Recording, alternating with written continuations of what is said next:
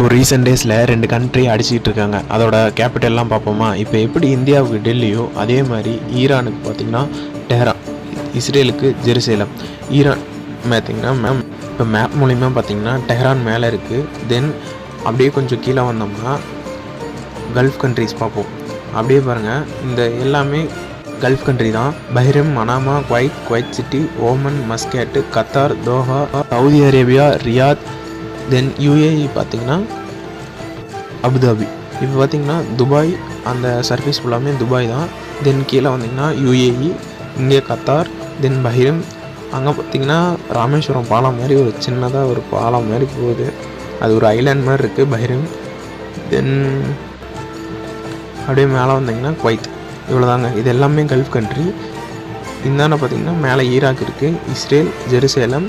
இதே மாதிரி நிறைய வீடியோஸ் வேணும்னா சப்ஸ்கிரைப் பண்ணிக்கோங்க, ஃபாலோ பண்ணிக்கோங்க.